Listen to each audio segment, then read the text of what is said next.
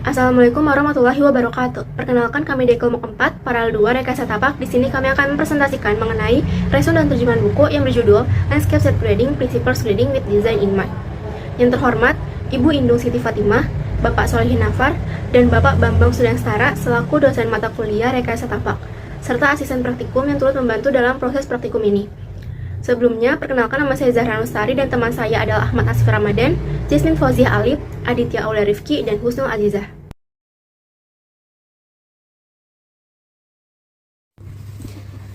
Rekayasa tapak mempengaruhi desain. Kebudayaan sepanjang sejarah telah memodifikasi lanskap alami untuk menyesuaikan dengan aktivitas mereka dan untuk mempermudah kelangsungan hidup mereka. Pada gambar 1.1a, Bandelier National Monument di New Mexico, yang dulunya merupakan lokasi atau tempat tinggal dari suku Native American.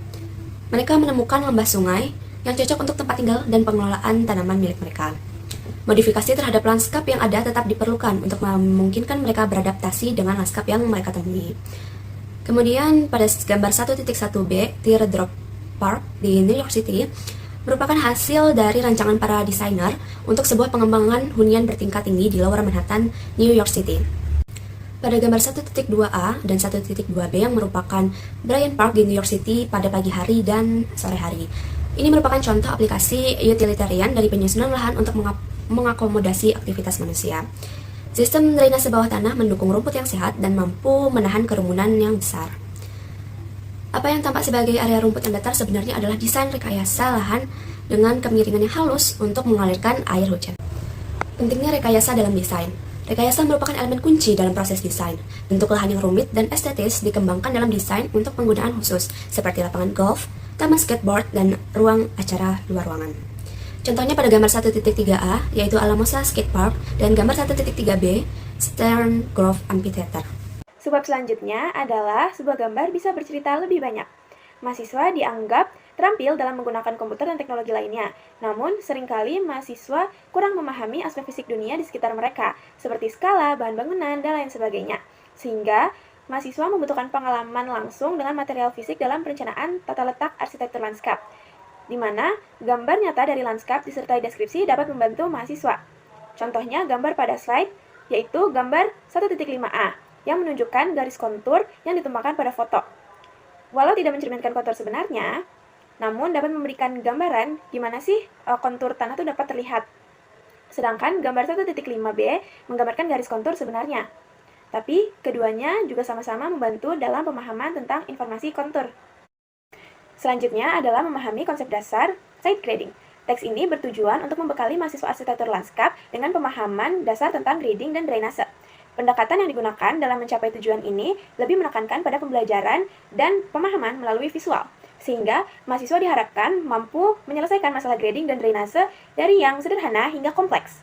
Pada gambar 1.6, 1.7, dan 1.8 menunjukkan keberhasilan proyek ruang taman publik melalui site grading yang efektif. Pada gambar 1.9 menunjukkan contoh proyek populer, yaitu Taman Skateboard di Albuquerque, New Mexico. Desain grading yang cermat berperan penting dalam pembangunan taman skateboard tersebut. Kita masuk kepada bagian apa yang harus siswa ketahui tentang perencanaan perataan lahan.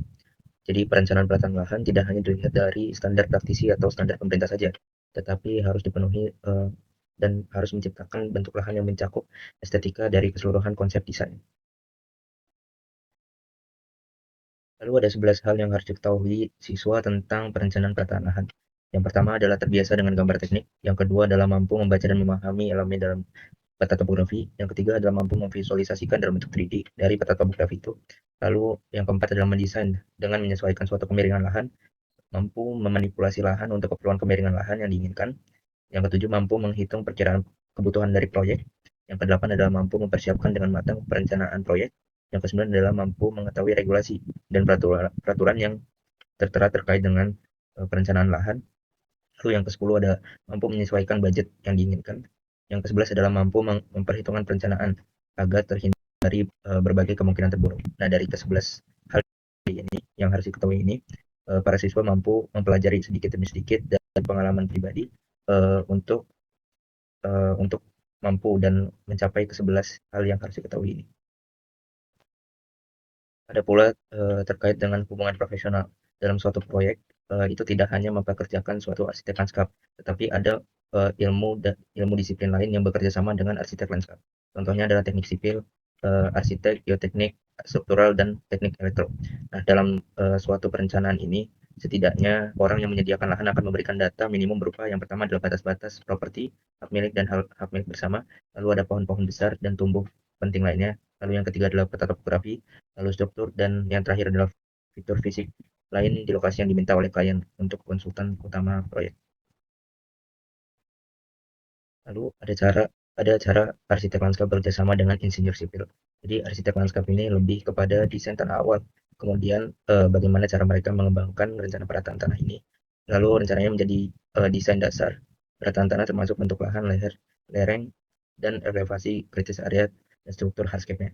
Untuk insinyur sipil sendiri kemudian akan mengolah itu menjadi lebih rinci dengan menentukan ukuran penampung, contohnya, dan sistem perapian bawah tanah yang ditentukan oleh perhitungan. Jadi perhitungan dari insinyur sipil ini lebih detail untuk kemudian yang akan jadi direalisasikan.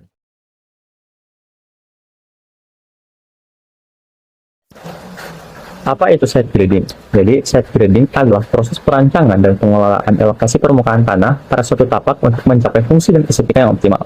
Jadi, site grading ini adalah proses perancangan dan penyusunan pemilihan lahan untuk mengontrol drainase, stabilitas tanah, dan estetika lanskap untuk menciptakan kontur tanah yang sesuai dengan fungsi dan kebutuhan desain lanskap, termasuk sirkulasi air, kenyamanan pengguna, serta integrasi antara elemen dalam pembuatan. Untuk melakukan site grading itu diperlukan sedangkan keterampilan teknis dan pemahaman tentang tumpuan dan pengetahuan tertentu, di mana keterampilan tersebut digunakan untuk membantu arsitek lanskap dalam memodifikasi topografi yang ada di lokasi proyek agar mencapai tujuan fungsional dan mengakomodasi elemen desain yang akan diterapkan. Dan berikutnya, tujuan utama site grading ada 4. Yang pertama, membentuk kembali topografi suatu tempat yang sudah ada. Yang kedua, grading diperlukan untuk membentuk kembali kontur lahan yang sudah ada. Yang ketiga, grading dapat membentuk kembali topografi suatu tapak yang sudah ada. Dan yang terakhir, dapat digunakan untuk tujuan khusus seperti konservasi dan pengelolaan air. Dan slide selanjutnya, menghindari masalah grading dalam lanskap. Arsitek lanskap harus menganalisis situs dengan teliti dan mengembangkan rencana grading yang tidak menyebabkan kegagalan lereng, aliran drainase menuju perkebunan, atau masalah perawatan jangka panjang. Dan slide selanjutnya itu ada contoh-contoh dari kegagalan grading ditentukan dari masalah-masalah yang terdapat pada lahan tersebut. Sehingga masalah-masalah seperti ini harus dapat dihindarkan. Peran arsitek lanskap adalah melakukan perencanaan tapak, desain dan pengelolaan area di luar tapak bangunan seperti jalan dan infrastruktur yang bekerjasama dengan insinyur sipil. Jika terjadi tumpang tindih tugas dengan insinyur sipil, pembagian tanggung jawab ditentukan melalui negosiasi kontrak. Contohnya, arsitek lanskap menentukan ketinggian dan desain awal lanskap dan area beraspal, kemudian melaksanakan desain penuh untuk perbaikan lokasi khusus seperti air mancur, kolam renang, dan area penggunaan di luar ruangan. Selanjutnya, insinyur sipil menangani rencana teknis akhir termasuk jalan dan infrastruktur drainase. Ruang lingkup arsitek lanskap dibatasi oleh perizinan dan kebijakan asuransi yang hanya menangani desain lanskap. Karena itu, pembagian tugas antar profesi ditetapkan sejak awal melalui negosiasi kontrak. Selanjutnya, bagaimana sih cara menjadi seorang arsitek lanskap profesional? Nah, tahapannya itu antara lain, yang pertama, menyelesaikan program studi arsitektur lanskap terakreditasi, yaitu sarjana 4-5 tahun atau magister setara dengan 3 tahun. Yang kedua, memenuhi persyaratan magang di bawah bimbingan profesional berlisensi. Yang ketiga, mengikuti program pendidikan yang terakreditasi oleh Landscape Architecture Accreditation Board. Kemudian, mengikuti ujian Landscape Architect Registration Examination. Beberapa aspek yang diuji antara lain rencana kondisi existing, rencana pembongkaran dan pemindahan, rencana perlindungan lokasi, rencana pengendalian erosi, rencana tata letak dan material, rencana penilaian, dan rencana pengelolaan air hujan.